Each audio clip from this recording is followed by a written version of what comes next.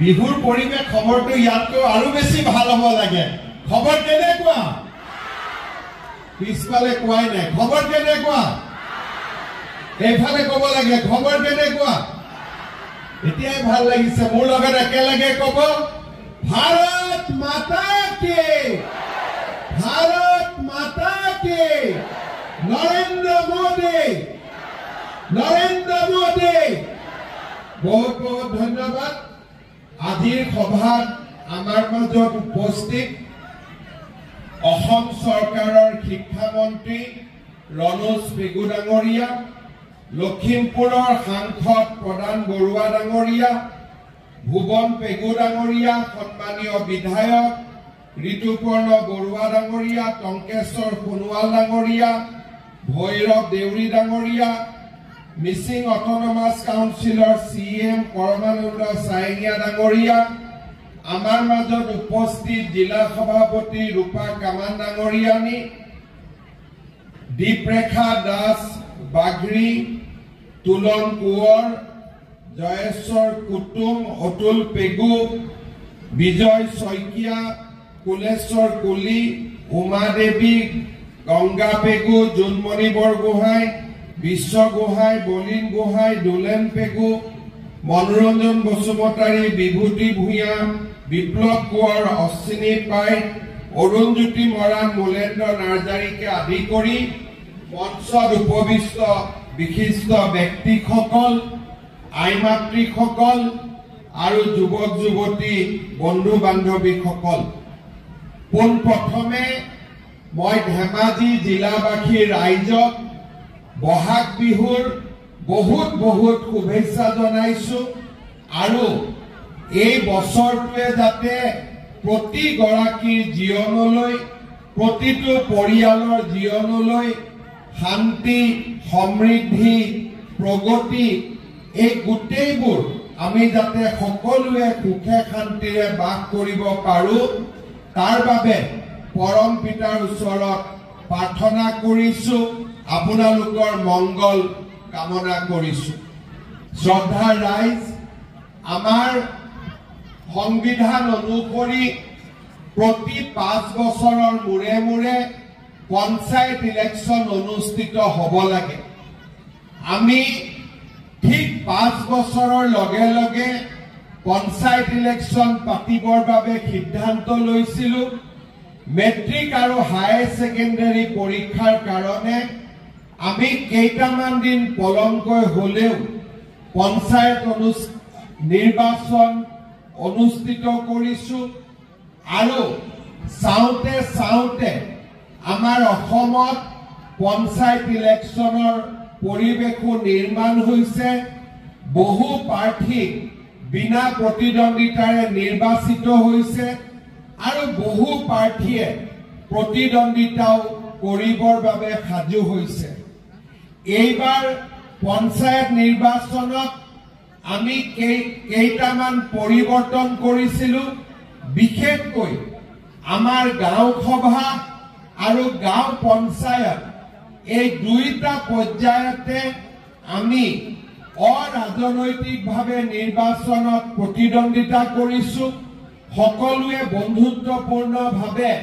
প্ৰতিযোগিতা কৰিছে আৰু গাঁৱৰ ৰাইজে যাকে উপযুক্ত বুলি ভাবে তেওঁকে ভোট দি নিৰ্বাচিত কৰিব। আমি তেনেকুৱা এটা পৰিৱেশ নিৰ্মাণ কৰিছো। কিন্তু আঞ্চলিক পঞ্চায়ত আৰু জিলা পৰিষদত প্ৰতিটো ৰাজনৈতিক দলে নিজৰ নিজৰ প্ৰতীক চিহ্নত বা নিজৰ দলৰ প্ৰাৰ্থী দি নিৰ্বাচনত প্ৰতিদ্বন্দ্বিতা কৰিছে। আমিও অসম গণ পৰিষদ, গণশক্তি আৰু ভাৰতীয় জনতা পাৰ্টি এই তিনিওটা দলে একেলগ হৈ আপোনালোকৰ ওচৰত ভোট বিচাৰি আৰু অসমৰ উন্নতি আৰু প্ৰগতিৰ বাবে কাম কৰাৰ বাবে আপোনালোকৰ আশীৰ্বাদ বিচাৰি আমি ইয়াত সমবেত হৈছো। মই প্ৰথমেই অসমৰ ৰাইজক ধন্যবাদ জনাম যে নিৰ্বাচনৰ প্ৰাক মুহূৰ্তত প্ৰায় 300তকৈও অধিক আঞ্চলিক পঞ্চায়ত আৰু 40তকৈও অধিক জিলা পৰিষদৰ প্ৰাৰ্থী ইতিমধ্যে ভাৰতীয় জনতা পাৰ্টি আৰু অসম গণ পৰিষদ দলৰ পৰা নিৰ্বাচিত হৈছে। ৰাইজৰ অটুট আস্থা আৰু বিশ্বাসক প্ৰতিফলন কৰি ভাৰতীয় জনতা পাৰ্টি আৰু ইয়াৰ মিত্ৰ গোষ্ঠীয়ে ইতিমধ্যে নিৰ্বাচনত বহুদূৰ আগুৱাই গৈছে। মই বিশ্বাস কৰোঁ ধেমাজি জিলাত আমি আটাইকেইটা জিলা পৰিষদত আৰু আঞ্চলিক পঞ্চায়তত ভাৰতীয় জনতা পাৰ্টি, অসম গণ পৰিষদ আৰু গণশক্তি দলৰ প্ৰাৰ্থীক আমি বিজয়ী কৰিম। আপোনালোকে আমাক আশীৰ্বাদ কৰিব। আমি যাতে অসমখনৰ নৱনিৰ্মাণ আৰু অসমখনক আগুৱাই লৈ যোৱাৰ কামত দ্ৰুত গতিত আগবাঢ়ি গৈ থাকিব পাৰোঁ। শ্ৰদ্ধাৰ ৰাইজ, যোৱা 4টা বছৰ 2021 চনৰ 10 মে তাৰিখে মই অসমৰ মুখ্যমন্ত্ৰীৰ দায়িত্ব লৈছিলোঁ। এই 10 মেত অসমৰ মুখ্যমন্ত্ৰী হিচাপে মোৰ 4টা বছৰ সম্পূৰ্ণ হ'ব। আপোনালোকে যোৱা 4টা বছৰত দেখিবলৈ পাইছে, আপোনালোকে প্ৰত্যক্ষ কৰিছে আমাৰ অসমখনত কেনেকৈ এক শান্তিৰ, প্ৰগতি আৰু উন্নয়নৰ পৰিৱেশ নিৰ্মাণ হৈছে। আজি ৰাজ্যখনৰ চাৰিওফালে এটা শান্তিৰ পৰিৱেশ, উন্নয়নৰ পৰিৱেশ আৰু আজি অসমে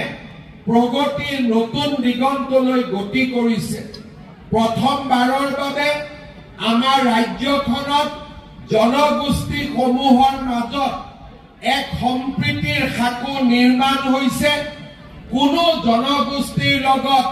আনটো জনগোষ্ঠীৰ সংঘাত নাই, কোনো জাতি উপজাতিৰ মাজত সংঘাত নাই। চাৰিওফালে আজি এটা প্ৰগতিৰ পৰিৱেশ, বিকাশৰ পৰিৱেশ আৰু এক নতুন অসম নিৰ্মাণৰ পৰিৱেশ। আমাৰ ৰাজ্যখন ইমানেই আগুৱাই গৈছে যে প্ৰথমবাৰৰ বাবে আমাৰ ৰাজ্যখনলৈ উদ্যোগপতিসকল আহিছে, দেশৰ বিভিন্ন উদ্যোগপতি আহিছে আৰু অসমত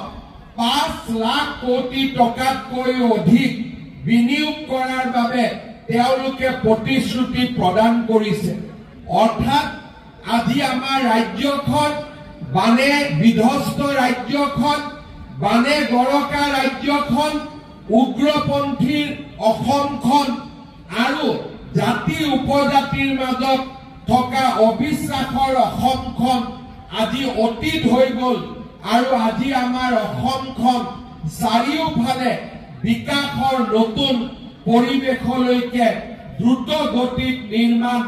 হ'বলৈ আগবাঢ়ি গৈছে। আজি আমাৰ ৰাজ্যখনত প্ৰথমবাৰৰ বাবে আমি দেখিবলৈ পাইছোঁ প্ৰধানমন্ত্ৰী ডাঙৰীয়াৰ আশীৰ্বাদত অসমৰ বাবে নতুন আঁচনি, নতুন নতুন ৰাস্তা পদূলি, মেডিকেল কলেজ, ইঞ্জিনিয়াৰিং কলেজ, চাৰিওফালে এটা বিকাশৰ চকুত লগা পৰিৱেশ। আপোনালোকে যদি মনত পেলায়, কংগ্ৰেছৰ 15 বছৰৰ শাসনকালত আমাৰ ৰাজ্যখনৰ পৰিৱেশ কেনেকুৱা আছিল। এই ধেমাজি বানে ধেমাজিক বিধ্বস্ত কৰিছিলে। কোনেও ধেমাজিৰ বান সমস্যা সমাধানৰ বাবে প্ৰচেষ্টা কৰা নাছিল। অসমৰ ভিতৰতে আটাইতকৈ পিছপৰা জিলা হিচাপে ধেমাজি চিহ্নিত হৈছিল। কংগ্ৰেছৰ শাসনকালত ৰাষ্ট্ৰীয় ঘাইপথেই হওক, ৰাস্তা ঘাটৰ অৱস্থা এবাৰ আপোনালোকে মনত পেলাব পাৰে। কংগ্ৰেছৰ শাসনকালত চৰকাৰী চাকৰি, আনকি অংগনবাদী চাকৰিৰ পোষ্ট ল'বৰ বাবেও লাখ লাখ টকা ঘোষ দিবলগীয়া হৈছিল। উন্নয়নমূলক কোনো আঁচনি নাছিল আৰু কংগ্ৰেছৰ ৰাজনীতি কেৱল মাত্ৰ ধুতি, লুঙি, সূতা আৰু আঁঠুৱাৰ মাজতে সীমাবদ্ধ আছিল। কংগ্ৰেছ চৰকাৰ মানে এটাই আমি বুজিছিলো যে কংগ্ৰেছ চৰকাৰ মানে ৰাস্তা ঘাট মেডিকেল কলেজ স্কুল কলেজ নহয় কংগ্ৰেছ চৰকাৰ মানে লুঙ্গি ধুতি খুটা আৰু আঠুৱা আমাৰ আই মাতৃসকলে ধুতিৰ কাৰণে খুটাৰ কাৰণে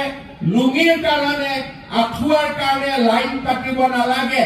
বেংকত প্ৰতি মাহৰ 10 তাৰিখে আহি অৰুণোদয় কাৰো ওচৰত হাত নপতাকৈ নিজে নিজে আহি বেংকত সোমাই আইসকলে গৈ কংগ্ৰেছৰ দালালৰ ঘৰত লাইন পাতিব নালাগে আজি আপোনালোকে মনত পেলাওক কংগ্ৰেছৰ দিনত কোনটো আঁচনি আছিল আজি যে কংগ্ৰেছৰ মানুহবিলাক ইলেকশ্যনত উঠিছে আপোনালোকে কংগ্ৰেছৰ মানুহক সুধিব তোমালোকৰ দিনত কলেজত এডমিশন বিনামূলীয়া আছিল নাছিলে মেট্ৰিকত ফৰ্ম ফিল আপ কৰোঁতে টকা লাগিছিলে নাই লাগিছিলে তোমালোকৰ দিনত নিযুত মইনা আছিলে নাছিলে তোমালোকৰ দিনত অৰুণোদয় আছিলে নাছিলে তোমালোকৰ দিনত বিনামূলীয়া চাউল আছিলে নাছিলে তোমালোকৰ দিনত মথাউৰি পকা হৈছিলে নাই হোৱা তোমালোকৰ দিনত ধেমাজিত মেডিকেল কলেজ হৈছিলে নাই হোৱা তোমালোকৰ দিনত ধেমাজিত ইঞ্জিনিয়াৰিং কলেজ হৈছিলে নাই হোৱা কি হৈছিলে লুঙ্গি আছিলে ধুতি আছিলে খুটা আৰু আঠুৱা আছিলে লুঙ্গি ধুতি আৰু খুটা সেইকাৰণে মই মাজে মাজে কংগ্ৰেছক কওঁ যে কংগ্ৰেছৰ বাবে এতিয়া সময় আহিছে হাতৰ ছবিটোৰ জায়গাত লুঙ্গিৰ ছবিত ইলেকশ্যন উঠাৰ কাৰণে কাৰণ কংগ্ৰেছে লুঙ্গি ধুতি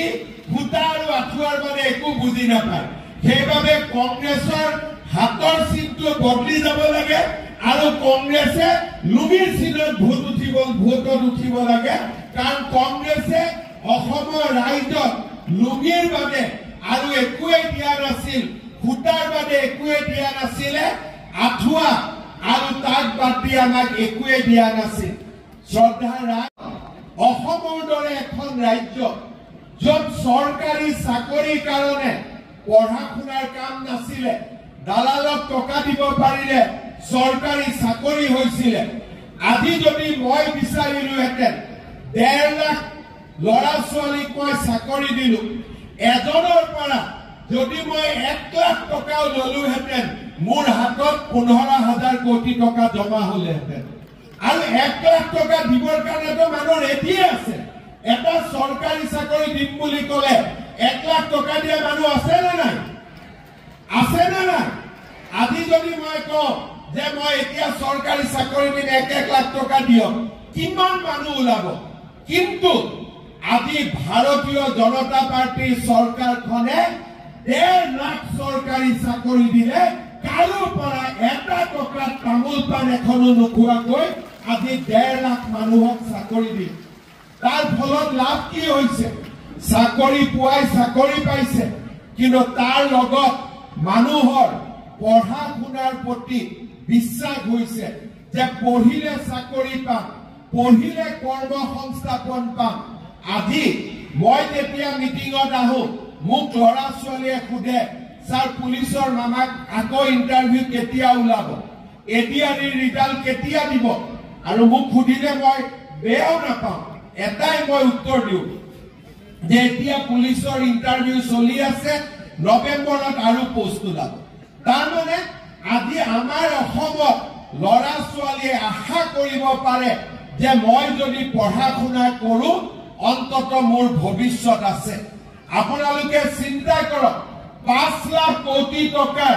যদি ইণ্ডাষ্ট্ৰি আনিবলৈ আমি অসমত সফল হওঁ সিকিউৰিটি গাৰ্ড কৰিবৰ কাৰণে ধেমাজিৰ ল'ৰা ছোৱালী কৰ্ণাটক অন্ধ্ৰ প্ৰদেশত যাব নালাগে সকলোৰে ঘৰৰ ল'ৰা মই অসমলৈ উভতাই লৈ আহিব পাৰিম এই বিশ্বাস মোৰ আছে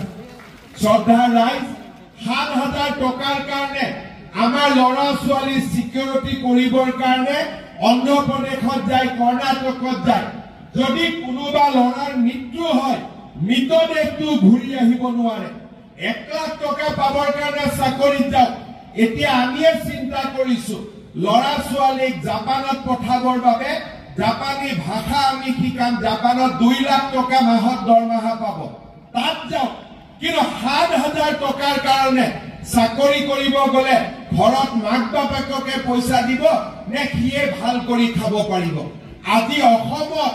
আমি যদি এই ৫ লাখ কোটি টকাৰ উদ্যোগ বনাব পাৰো লাহে লাহে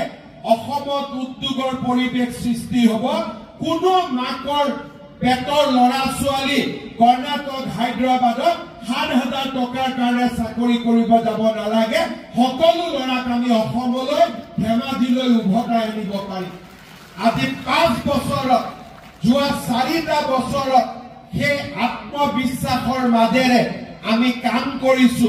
আৰু লাহে লাহে আপোনালোকে দেখিছে আমাৰ ৰাজ্যৰ পৰিৱেশ কেনেকুৱা হ'ল কংগ্ৰেছৰ দিনত পাৰৰ বাহৰ দৰে অংগনবাদী কেন্দ্ৰ হৈছিল আজি আমাৰ দিনত হোৱা অংগনবাদী কেন্দ্ৰ আপোনালোকে পাৰ্থক্য চাব প্ৰত্যেকখন হাইস্কুলতে আজি মই লাহে লাহে ৮ কোটিকৈ টকা দিছো যাতে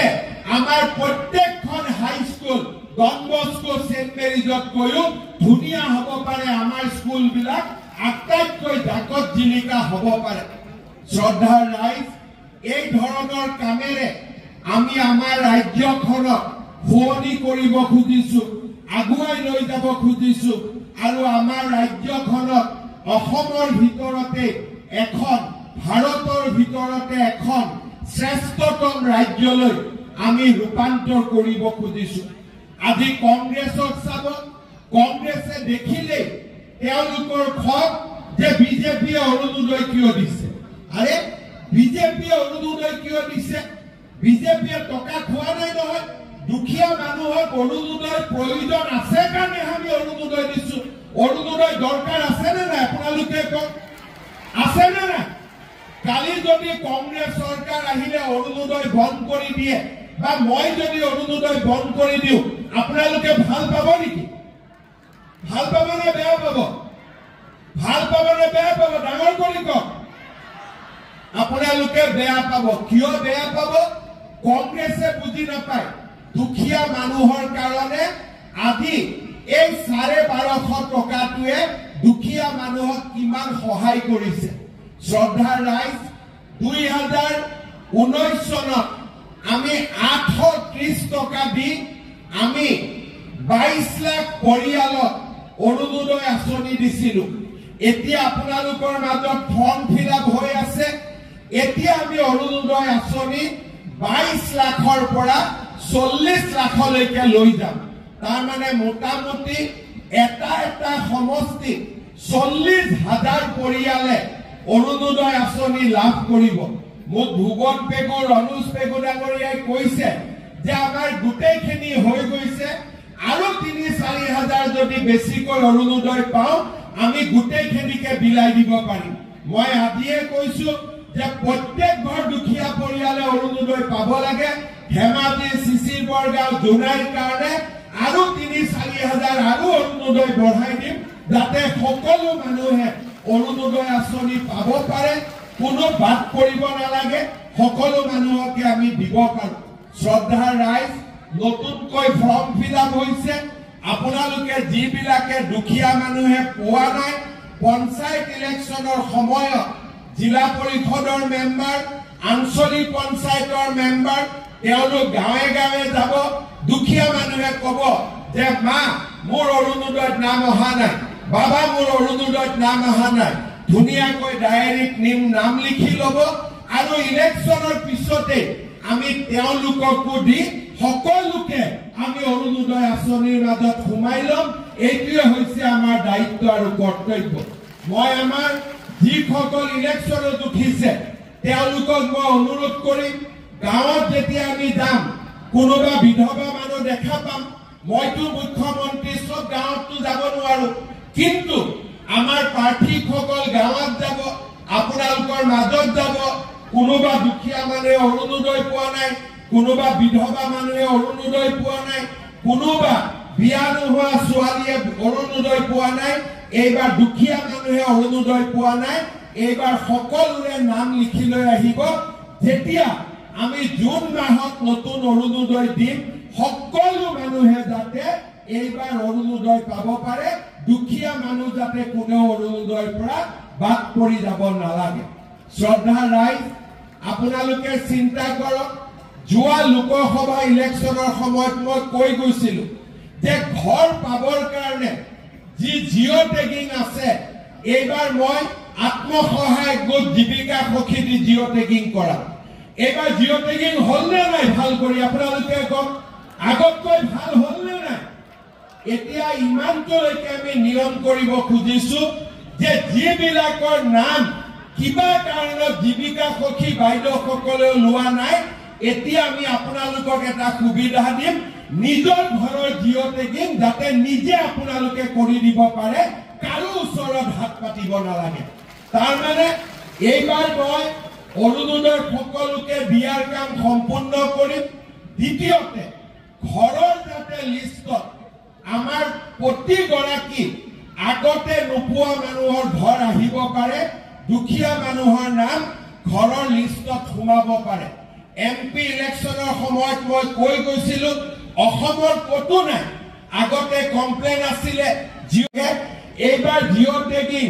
মোটামুটি বিনা পইচাত হলনে নাই এইবাৰ জিঅ' টেগিং হৈছেনে নাই কৰবাত যদি কোনোবাই চাহ একাপ খাইছে বেলেগ কথা কিন্তু পইচা ল'বতো কোনেও সাহ কৰা নাই কৰিছে নেকি অৰ্থাৎ লাহে লাহে আমি অসমখনৰ পৰিৱৰ্তন কৰি আনি আছো শ্ৰদ্ধা ৰাইজ এইবাৰ আমি আৰু কেইটামান নতুন কাম কৰিব খুজিছো যোৱা এপ্ৰিল মাহৰ 1 তাৰিখৰ পৰা ইলেক্ট্ৰিচিটি বিলৰ দাম মই 1 টকা কমাই দিছো এইবাৰ যেতিয়া ইলেক্ট্ৰিচিটিৰ বিল আহিব আগতকৈ 1 টকা আপোনালোকৰ দাম কমি আহিব নৱেম্বৰ মাহত অক্টোবৰ মাহত যদি ভগৱানে মোক সহায় কৰে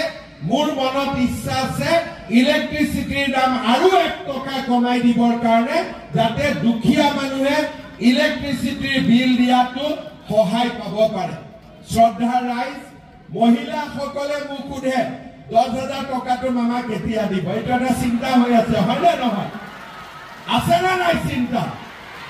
এতিয়া আপোনালোকে এইটো কথা মোক নুসুধিব 10,000 টকা বিহালীত দি আমি আৰম্ভ কৰি দিছো ভুৱন পেগু ৰনোজ পেগু প্ৰধান বৰুৱাই যিদিনাখনে দিন দিয়ে সেইদিনাখনে আহি মই ইয়াত দি থৈ যাম মোৰ কোনো আপত্তি নাই মোৰ ফালৰ পৰা এতিয়া সব ক্লিয়াৰ হৈ গৈছে এতিয়া মাত্ৰ ভুৱন কেতিয়া দিবি এটা ডেট দিছে না হা এটা আপোনালোকক কোন তাৰিখে লাগে আপোনালোকে কওক ডেট এটা বানপানীৰ আগত লাগে নে পিছত লাগে আপোনালোকক বিহালীত যেনেকে পালে তেনেকে ভুৱন পেগু ৰনোজ পেগু প্ৰধান বৰুৱাৰ লগত মই আলোচনা কৰিম 3খন মিটিং হ'ব এখন ধেমাজিত এখন আমাৰ শিলাপথাৰত এখন আমাৰ জুনাই আৰু এই 3খন মিটিং কৰি মে মাহ নহলেও জুন মাহৰ ভিতৰত আপোনালোকক 10,000 টকাটো মই ক্লিয়াৰ কৰি দিম হ'ব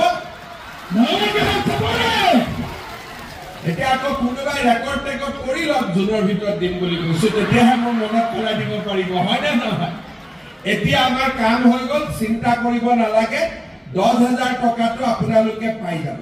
কিন্তু 10,000 টকাটো শেষ নহয় বিহালীত যেতিয়া মই 10,000 টকাটো আই মাতৃসকলক দিছিলো এগৰাকী আই মাতৃক সুধিলো মোক ফটো তুলি আছিলে মাজনী আই মাতৃ ফটোটো নুঠিলে তেতিয়া মই ক'লো কি মোবাইলটো বেয়া নেকি বোলে মামা মোবাইলটো বেয়া 10,000 টকাটো আজি লম নহয় নতুন মোবাইল এটা কিনিম এতিয়া কথাটো হ'ল মোবাইল কিনিব নালাগে ঠিক আছে ভগৱানে যদি কেতিয়াবা মোক শক্তি দিয়ে আপোনালোকক মই চৰকাৰৰ পৰা ফ্ৰী মোবাইল এটা দি দিম কেতিয়াবালৈকে এতিয়া কোৱা নাই লাহেকৈ কিন্তু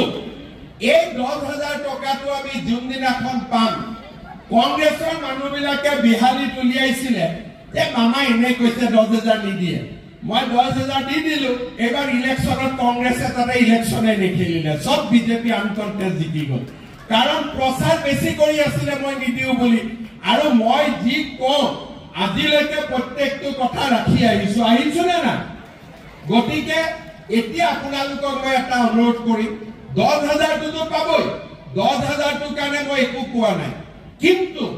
10,000ত মই শেষ নকৰো 10,000 যিসকলে ভাল কৰি খৰচ কৰিব মই আজি আপোনালোকৰ প্ৰতিশ্ৰুতি দিছো তেওঁলোকক এনেকৈ মই আৰু 25,000 টকা দিম আৰু 10,000 টকাটো খালি আপোনালোকে মোবাইলত খৰচ নকৰিব স্বামীৰ ব্যৱসায়ত খৰচ কৰক ঘৰত গাহৰি পালন কৰক গৰু পালন কৰক কিবা এটা উপাৰ্জনমূলক কামত খৰচ কৰিব 10,000 টকা এই বছৰ অহা বছৰ মই আপোনালোকক 25,000 তাৰ পিছৰ বছৰ আপোনালোকক মই 50,000 টকা দিম এইটো আপোনালোকে ভিডিঅ' ৰেকৰ্ডিং কৰি ৰাখিব ভিডিঅ' ৰেকৰ্ডিং কৰি ৰাখি দিয়ক সেইটো দিম এতিয়া মই আৰু কেইটামান আঁচনি দিব খুজিছো আপোনালোকে জানি ভাল পাব যে আমাৰ অসমত যেতিয়া প্ৰথম ৰেচন কাৰ্ডখন ওলাইছিলে তেতিয়া ৰেচন কাৰ্ডত চাউল আছিলে আমি দামেদি কিনিব লাগিছিল তাৰ পিছত আমাৰ ৰেচন কাৰ্ডত আমি বিনা পইচাত চাউল পালো এইবাৰৰ পৰা আমি নিয়ম কৰিলো যে যাৰ ৰেচন কাৰ্ড থাকিব সেই ৰেচন কাৰ্ড থকা মানুহে মেডিকেলত গলে 5 লাখ টকাৰ বিনামূলীয়া আমাৰ চিকিৎসা পৰিয়ালটোৱে পাব পাৰে চাউল হল ৰেচন কাৰ্ড হল এইবাৰ আমি এটা নিয়ম কৰিছো যে লৰা ছোৱালী যেতিয়া কলেজত এডমিশন হ'ব এইবাৰ আপোনালোকে সাৰ্টিফিকেট বিচাৰি গাঁওবুঢ়াৰ ঘৰত যাব নালাগে ৰেচন কাৰ্ডখন দেখুৱালে প্ৰিন্সিপালে বিনামূলীয়া এডমিশন কৰি দিব আৰু কাৰো ঘৰত সাৰ্টিফিকেট বিচাৰিব নালাগে ৰণুজা অৰ্ডাৰটো দি দিব আজি যে ৰেচন কাৰ্ড থাকিলে গাঁওবুঢ়া মৌজাদাৰৰ এছডিঅ'ৰ ইনকাম সাৰ্টিফিকেট নালাগে ভাল হ'ব না বেয়া হ'ব অলপ ভাল কৰি হাত চাপৰি বজাই দিয়ে তেতিয়াহে ৰণুজদাই বলটো পাব এতিয়া ৰেচন কাৰ্ডৰ আমাৰ কি হল চাউল পালো আমি অৰুণোদয় পালো ৰেচন কাৰ্ডত এইবাৰ আমি ৰেচন কাৰ্ডত আৰু আমি কি পালো বিনামূলীয়া মেডিকেল পালো আৰু বিনামূলীয়া এডমিশন পালো এতিয়া মোৰ পৰা লিখি লওক অক্টোবৰ মাহৰ 1 তাৰিখৰ পৰা ৰেচন কাৰ্ডত বজাৰতকৈ 30 টকা তলৰ দামত মই আপোনালোকক চেনি আৰু দালি দিম আৰু 10 টকা কম দামত মই আপোনালোকক নিমখ দিম তাৰমানে এখন ৰেচন কাৰ্ডে কিমান পোৱালি পাৰিলে বিনামূলীয়া চাউল হল বিনামূলীয়া এডমিশন হল বিনামূলীয়া মেডিকেল হল আৰু এইবাৰ 3টা নতুন বস্তু গোট খাব সেইটো হল দালি চেনি আৰু নিমখ ভাল হ'ব না বেয়া হ'ব অৰুণোদয় 1250 টকা আছে মহিলা 10,000 পালে আৰু তাৰ লগত দালি চাউল আৰু চেনিও সোমাই গল এতিয়া মোৰ মনটো চিন্তা লাগি আছে যে আই মাতৃসকলক গেছটো বিনা পইচাত দিব পাৰি নেকি এতিয়ালৈকে মই পাৰা নাই কিন্তু মোৰ মূৰত এইটো চিন্তা সোমাই আছে যদি গেছটো অলপ দাম কমাই দিব পাৰি এতিয়া উজ্জ্বলা গেছৰ দাম কিমান 550 হয় নে নহয় কিমান 1000 হল যাৰ উজ্জ্বলা নাই যাৰ উজ্জ্বলা আছে তাৰ হল 550 টকা